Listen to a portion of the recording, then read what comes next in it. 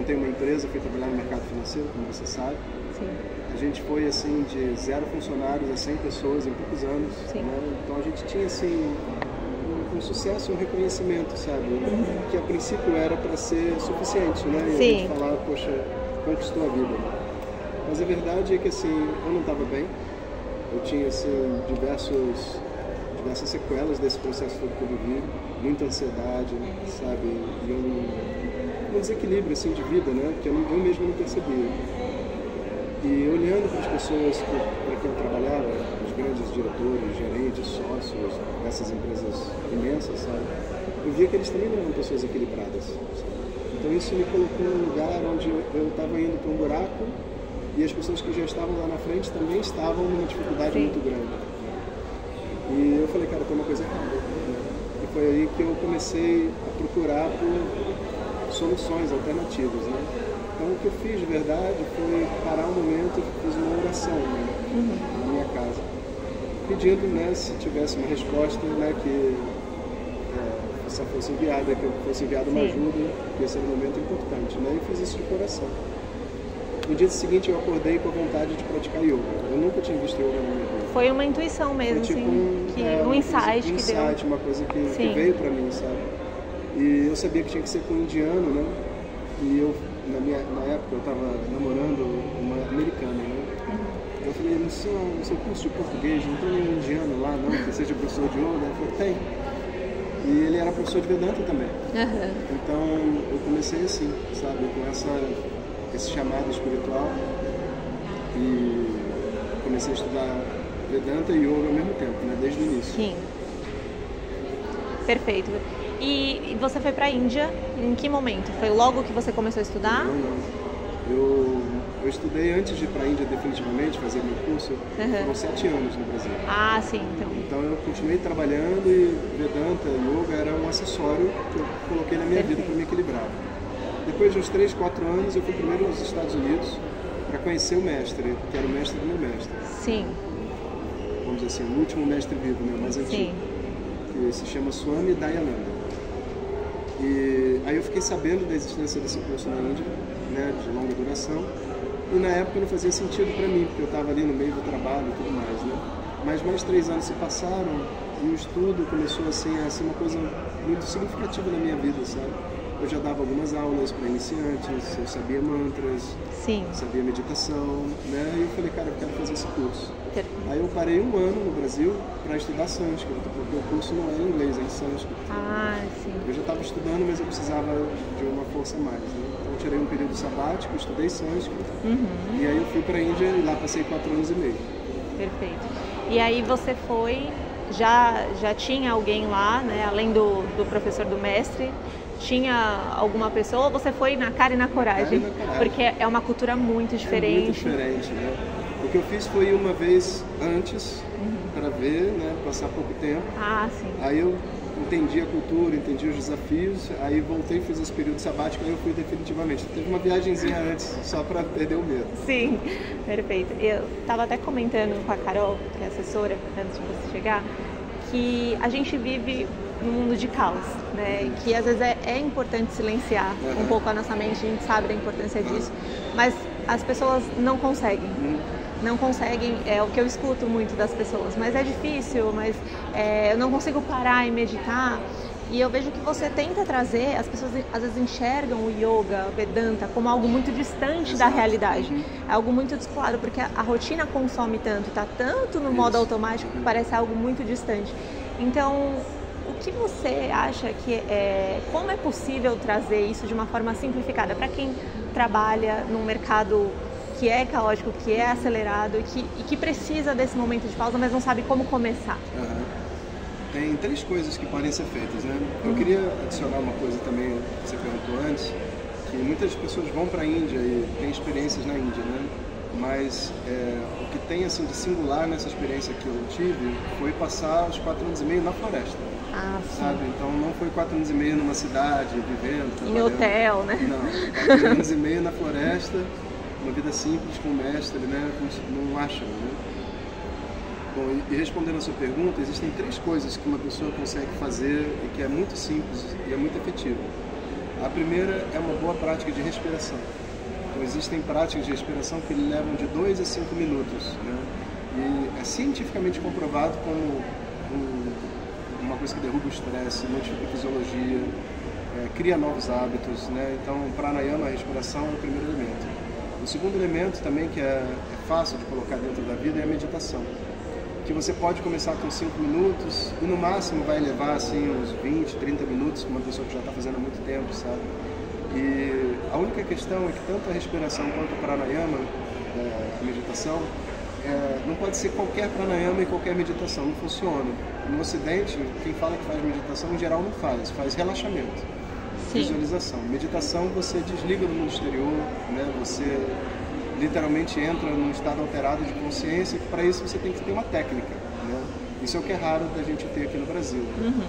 E o alcance do nosso trabalho, em termos assim de Brasil, foi reconhecido pelo primeiro-ministro da Índia, porque a gente colocou 150 mil pessoas para meditar. E isso foi assim, um grande feito, né? A gente, todo dia de manhã, 7 horas da manhã, começava o dia com 20 minutos de meditação, e a coisa foi se espalhando, né, e atingiu um número muito grande de pessoas. E a terceira coisa é o Vedanta, porque o Vedanta, apesar de ser uma prática ancestral muito poderosa, ele se disfarça como uma simples palestra ou o discurso de um coach, mas não é, sabe? E Vedanta, quando você põe assim, você dá uma pílula para a pessoa, que de 5 minutos, 10 minutos, você provoca uma mudança tremenda dentro da forma como a pessoa pensa, sabe? E isso também é um trabalho que a gente faz de formiguinha pelo Instagram, mas se você for ver o nosso Instagram hoje já tem 200 mil pessoas, né? E a gente fez pelo WhatsApp também muitos anos, né? Antes das restrições de grupos e etc, de mensagem de massa, né? A gente tinha um público diário de aproximadamente 150 mil pessoas, sabe? Perfeito. Então essas são as 3 formas que eu conheço. E isso está dentro também do autoconhecimento. Quem quer buscar o autoconhecimento precisa seguir também esses 3 passos. Essas são 3 coisas que uma pessoa que deseja o autoconhecimento, quando ela recebe, ela sente que ela está fazendo alguma coisa. Só que o timing de cada um na busca de autoconhecimento é diferente. Para alguns isso é suficiente para a vida toda. Para outros a pessoa quer mais, sabe? Aí ela vai estudar numa turma regular de Vedanta, ela vai aprender técnicas mais avançadas de meditação, de respiração. Sim, perfeito. Porque as pessoas chegam muito perguntando. Eu também me formei em yoga, além de jornalismo.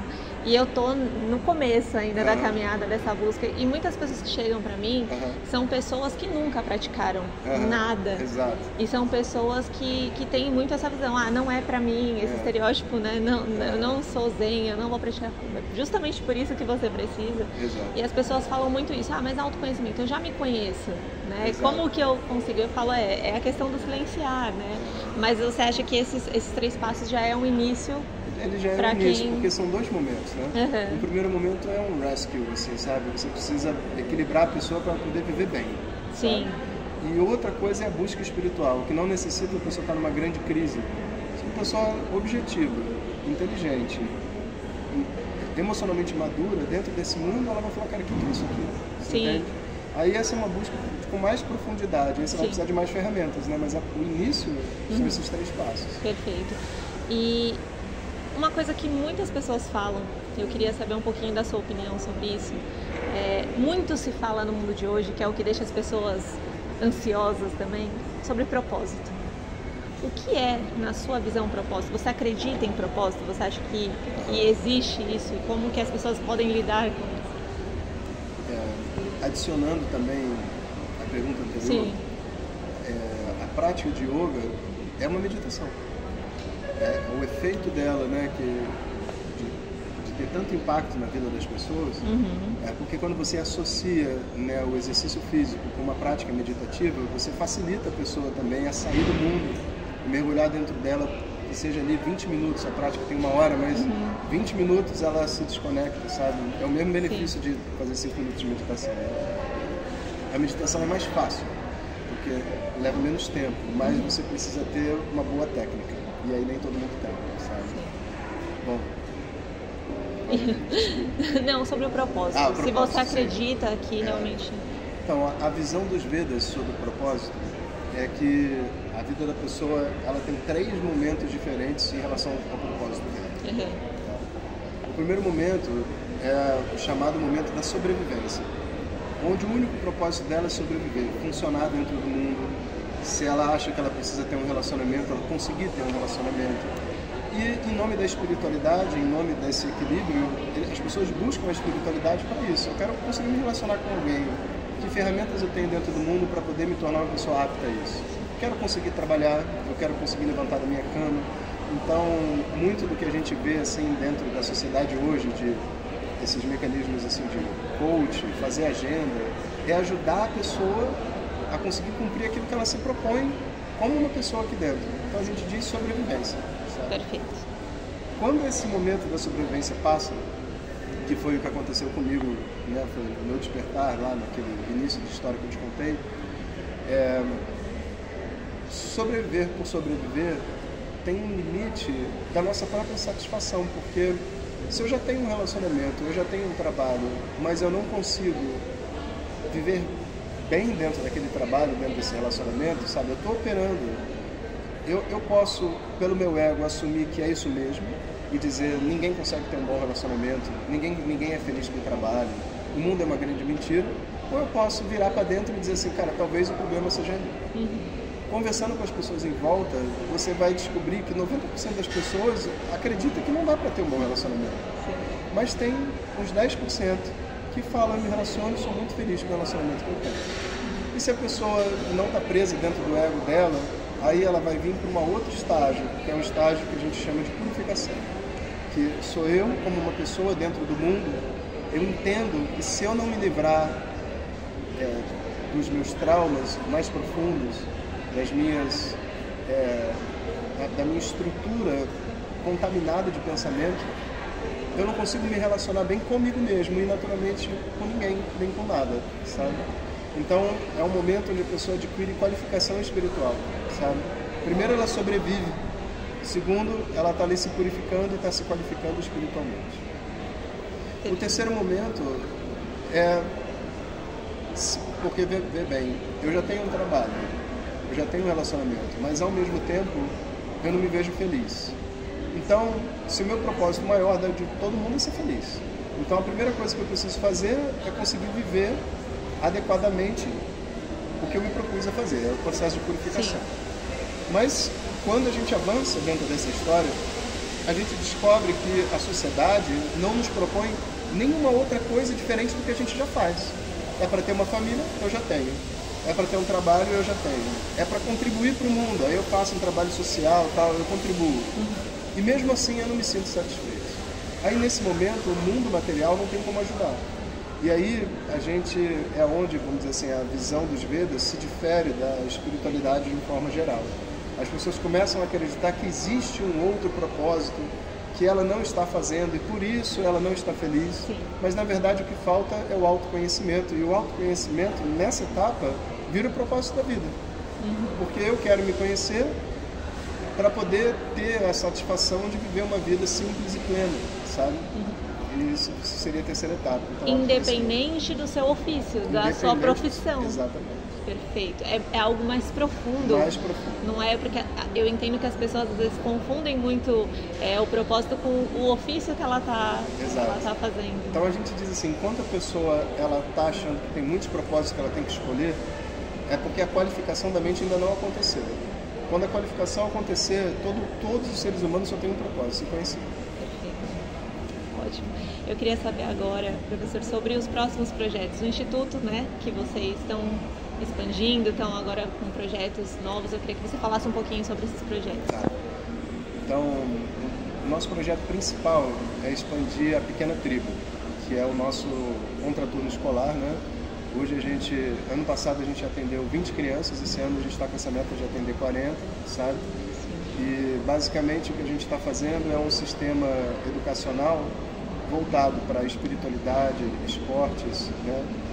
E equilíbrio de vida mesmo, sabe, para as crianças, através das escolas públicas, né? Então ela participa, vamos supor, da manhã na escola e na parte da tarde, em vez dela ir para a rua onde tem a criminalidade, tem tudo aquilo, ela fica na escola e a gente tem um conjunto de pessoas então que ensina elas, contando histórias de povos originários do mundo inteiro. Um projeto muito bacana. Que legal.